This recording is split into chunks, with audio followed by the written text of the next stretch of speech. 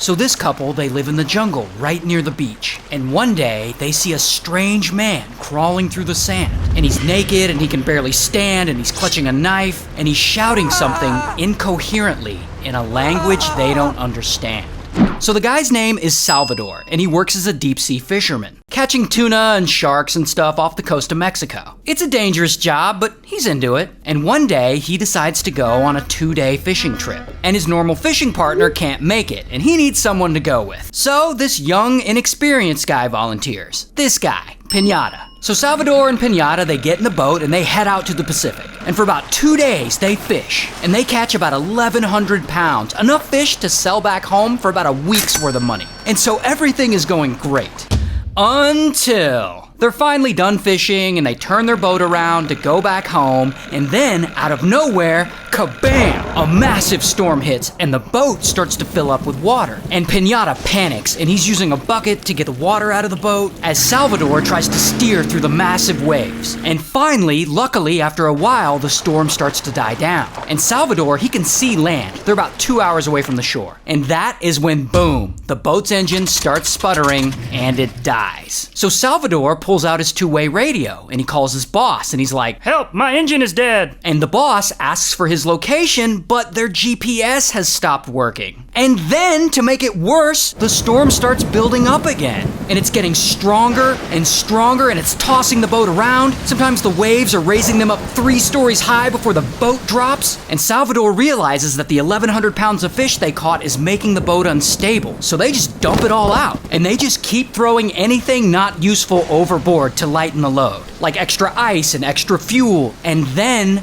the two-way radio dies. And by this point, Salvador and Pinata have been bailing water out of the boat for hours. And the engine still won't start. And Salvador gets frustrated and he's pissed off and he just loses it. He picks up the fish-killing club and he just smashes the boat's engine. And he grabs the dead GPS and the dead two-way radio and he just chucks them into the water. Then, as night comes and the temperature drops, the two men, they have to huddle under an upside-down cooler for warmth and shelter. Meanwhile, back on land, a search party is formed to go out and look for the two.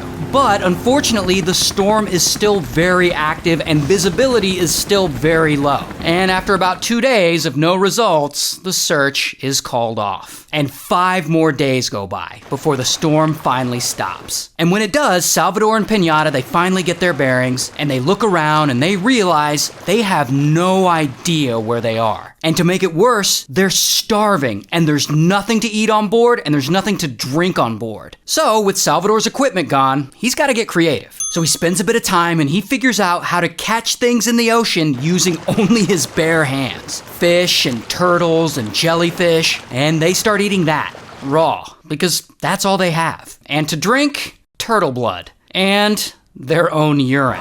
Because again, that's all they have. And then one day, they get lucky and a seabird lands on the boat. So Salvador, he quickly grabs it and he unalives it. And then they get to survive eating that for a few weeks. And then it finally rains, so they get to collect rainwater and they start drinking that. And so for 2 months, they live like this, eating raw animals and catching rainwater when they can. But as time stretches on, something comes over Pinata. He's not acting the same anymore, and he starts to get depressed. And as he's losing all hope, he slowly starts to refuse any food. He just simply can't bring himself to eat any more raw animals. And eventually, he just stops eating entirely, and he grows really sick. And Salvador and Pinata, they start to feel like he isn't gonna make it. So they make a pact. If Salvador makes it out alive, he'll contact Pinata's mother and deliver her a message that's only meant for her. I don't know exactly what that message is because, again, it's only meant for her. So Salvador, he agrees to this. And then, one rainy morning, after they've been lost at sea for over 4 months, Pinata, he finally passes away from starvation. And Salvador, he is devastated. That was the only person around. I mean, they had grown really close during this whole traumatic experience. And Salvador, he's immediately so lonely that he keeps holding conversations with Pinata's body, even after he's dead. And after 6 days of this, he realizes it's not mentally healthy to keep talking to a corpse, pretending it's alive. So he pushes Pinata's body back into the ocean, and he goes on living his life on that boat, lost at sea. And 10 more months go by, and Salvador is still out there, living day to day, catching fish with his bare hands and drinking rainwater and having conversations with birds. But then, one day, Salvador starts to see a different kind of bird. Not the seabirds he's used to seeing. No, these are land birds. And through the distance, he can suddenly see kind of a mountaintop. And that mountaintop ends up being attached to an island. Maybe there is hope. Maybe he can deliver that message to Piñata's mother like he asked him to. Now, this island is about an hour away, and Salvador directs his boat toward it. And when he's close enough, he dives into the ocean and he swims for the shore. And then he gets there, and he's too weak to walk, and he's naked.